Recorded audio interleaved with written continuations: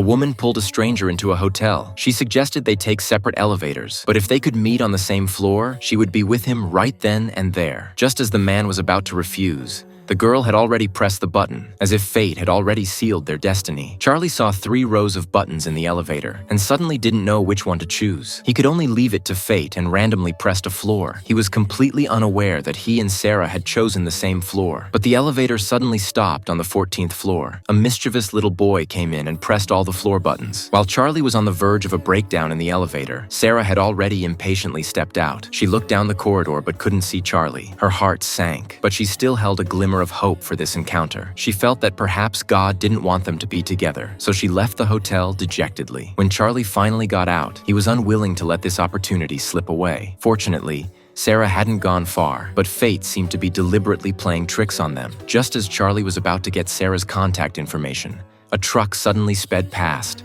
and the slip of paper was blown away by the wind and snow, disappearing without a trace. Charlie quickly begged her to write another one. But for Sarah, who believed in fate, this was God preventing this love from happening. Seeing Charlie's frustrated look, Sarah decided to give fate another chance. She took out a $5 bill and asked Charlie to write his address and contact information on it. Then she ran to a roadside convenience store and bought a pack of chewing gum with the bill. Charlie felt this was too unfair to him. Sarah thought for a moment, and then took out a book called Love in the Time of Cholera. She mysteriously said she would write her name and phone number on the flyleaf, and then sell the book to a used bookstore. If Charlie could buy the book back, or if the $5 bill returned to him, it would prove that heaven approved of their fate. After saying this, Sarah left the city. They missed each other in their lives in this way.